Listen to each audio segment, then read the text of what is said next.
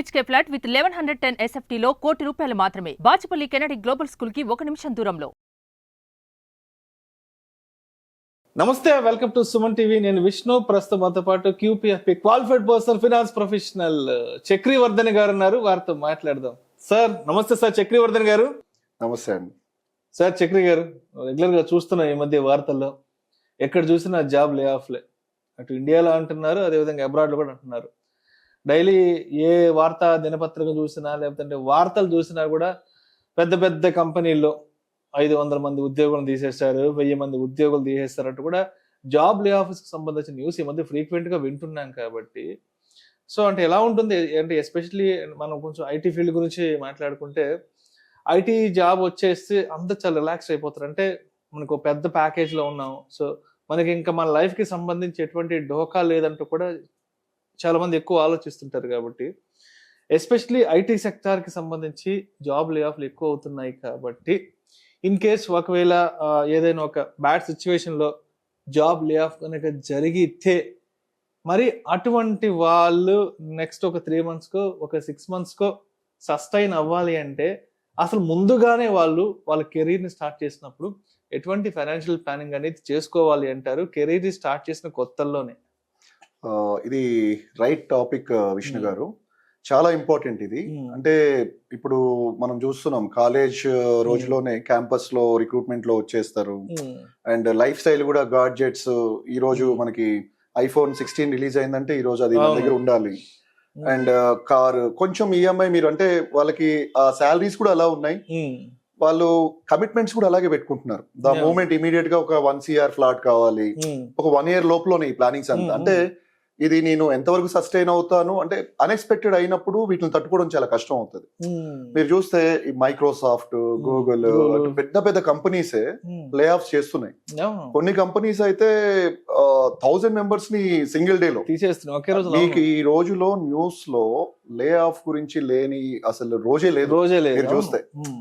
So దీనికి plan చేసుకోవాలి అని అంటే ఫస్ట్ బేసిక్ మన బడ్జెట్ స్ట్రిక్ట్ గా ఉండాలండి. స్టార్టింగ్ మనం జాబ్ లో ఉన్నప్పుడే మన budget, suppose unexpected lay off ఏదైనా అయింది, లే ఆఫ్ అయినప్పుడు ఏం చేయాలంటే అసలు assess your financial situation immediately.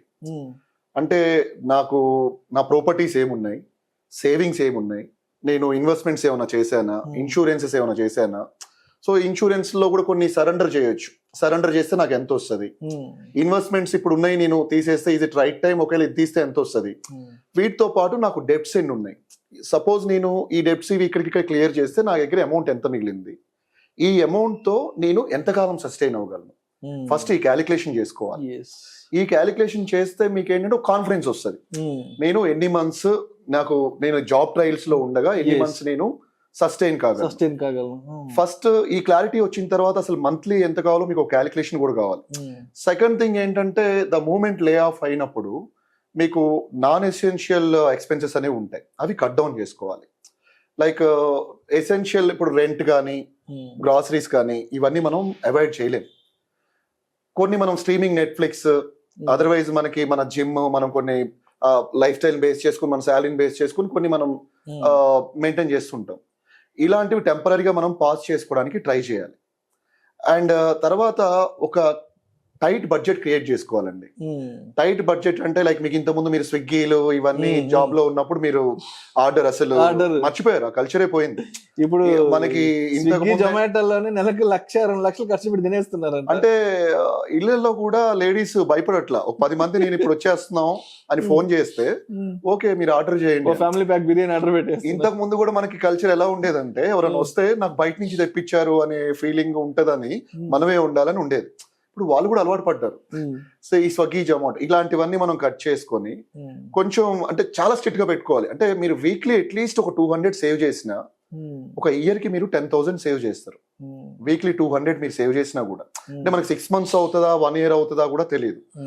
దాని తర్వాత మీరు స్ట్రాటజికల్లీ మన ఎమర్జెన్సీ ఫండ్ ఏదైతే ఉందో అది మనం యూజ్ చేసుకోవాలి. అంటే మీకు ఈ అన్అవైలబుల్ ఏమైనా ఉంటే వాటిని మనం కవర్ చేసుకోవాలి. అండ్ మీకు జనరల్ ఫార్ములా ఇది అందరికీ తెలిసిందే, ఎవరు ఇంప్లిమెంట్ చేయరు, ఎందుకంటే ఎప్పుడు ఇలాగే ఉంటుందని అనుకుంటారు. ఫస్ట్ ప్రియారిటీ మనకి 3 to 6 months మన ఎమర్జెన్సీ కిట్టీలో ఉండాలి. విచ్ ఈజ్ లైక్ మన సేవింగ్స్ అకౌంట్ కానీ ఎఫ్డి కానీ లాక్ ఇన్ ఉండొద్దు ఒక 6 months. ఆ 6 months మనకి ఏముండాలంటే సపోజ్ మీరు home loan, child education or groceries, ఇవన్నీ మీరు అవాయిడ్ చేయలేని ఎక్స్పెన్సెస్ అన్ని ఒక లిస్ట్ చేసుకొని వీటికి 6 months కోసం మీరు బడ్జెట్ పెట్టుకోవాలి.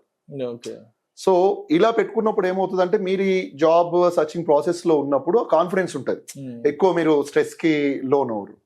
దాని తర్వాత ఇన్కమ్ ఆపర్చునిటీస్ కూడా బియాండ్ ఈ జాబ్ ట్రయల్స్ లో ఉన్నప్పుడు మనం ఎలా అప్రోచ్ అవ్వచ్చు అంటే జాబ్ వచ్చే లోపల నాకు వేరే ఆపర్చునిటీస్ ఏమైనా ఉన్నాయా, ఇవి కూడా మీరు ఆల్టర్నేట్ చూడాలి. ఇప్పుడు మనకి అప్వర్క్, ఫీవర్ అని కొన్ని వెబ్సైట్స్ ఉన్నాయండి. అంటే మీరు దాంట్లో ఫ్రీలాన్స్ చేసి కొన్ని ప్రాజెక్ట్స్ తీసుకొని వర్క్ చేయొచ్చు. టెంపరీ మంత్లో మీరు సపోజ్ మీరు ఒక ఎడిటర్ ఏదో గ్రాఫిక్ డిజైనర్, మీరు దీని మీద కోర్స్ డిజైన్ చేసి కూడా ఆన్లైన్ లాంచ్ చేయొచ్చు. అదర్వైజ్ కొంతమంది ఈ ఫీవర్ ఇట్లాంటి ప్లాట్ఫామ్స్ నుంచి కూడా మీరు వర్క్ తీసుకొని కూడా చేయొచ్చు. సో ఈ జాబ్ సర్చింగ్ ప్రాసెస్ లో ఉన్నప్పుడు ఇలా నేను ఎక్స్ట్రా ఏదైనా ఎర్న్ చేయగలనా అనేది ఒకటి చూసుకోవాలి. నెక్స్ట్ పాయింట్ వచ్చేసరికి re-evaluate and adjust your financial goals. అంటే మీరు ఏదైనా ట్రిప్ ప్లాన్ చేసుకున్నారు, హాలిడే ప్లాన్ చేసుకున్నారు, ఇంకేదన్నా ఏదైనా బై చేద్దాం అనుకున్నారు, విచ్ ఈజ్ అంటే ఈ జాబ్ నాకు ఉంది కదా అని, ఇవి మనం కొంచెం పోస్ట్పోన్ చేసుకోవాలండి. అండ్ దీంతో పాటు ఏంటంటే ఇదే టైంలో మనం ఈ avoid following into the డెప్ట్ ట్రాప్. అంటే మనకి ఏమవుతుందంటే క్రెడిట్ కార్డ్స్ ఉంటాయి ఆల్రెడీ, మన శాలరీని బేస్ చేసుకొని 5 lakhs 10 lakhs అంటే ఆ లిమిట్ ఉన్న క్రెడిట్ కార్డ్స్ ఉంటాయి.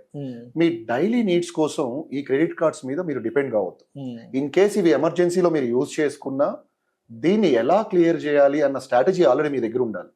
ఎందుకంటే క్రెడిట్ కార్డ్ లో మీకు ఇంట్రెస్ట్ రేట్ 36-40% ఉంటుంది. మీకు కాంపౌండింగ్ లో తెలియకుండా చాలా మంది సిబిల్ లో బ్లాక్ లిస్ట్ లో వెళ్ళిపోయేది because of credit cards only 99%. So ఈ జాబ్ లే ఆఫ్స్ ఉన్నప్పుడు మేజర్ ఇలాంటివే జరుగుతాయి. జాబ్స్ లో ఉన్నప్పుడు దీని మీద డిసిప్లిన్ ఉండదు, అండ్ జాబ్ లే ఆఫ్ అయినప్పుడు ఇంకా డేంజర్ ఉంటుంది. సో ఇట్లాంటి టైంలో పర్సనల్ లోన్ ఏదైనా తీసుకొని దాన్ని ఇంకా తక్కువ ఇంట్రెస్ట్ రేట్ కి నాకేమన్నా వచ్చే అవకాశం ఉందో ఇది ఎవాల్యుయేట్ చేసుకొని, సో ఇన్ కేస్ నేను క్రెడిట్ కార్డే యూజ్ చేయాలి అంటే దీనికి వెళ్ళటం బెటర్. బట్ దీనికి కూడా కంపల్సరీ మీ దగ్గర ఒక స్ట్రాటజీ ఉండాలి. సో నేను ఎలా దీన్ని క్లియర్ చేయాలి, మంత్లీ నాకు అంటే నా దగ్గర ఆల్రెడీ అడిషనల్ గా ఉన్న ఎమర్జెన్సీ ఫండ్ నుంచి 6 months వరకు నేను దీనికి చేస్తూ ఏదైనా చేయగలనా, ఇలాగా మనం ఆలోచన చేసుకోవాలి. Basic principle is you should have 6 months emergency budget for your self. అది ప్రియారిటీలో ఉండాలి, అది క్రియేట్ చేసుకోవాలండి. Thank you sir, thank you so much Chakravardhan గారు. థ్యాంక్స్ అండి, థ్యాంక్ యూ.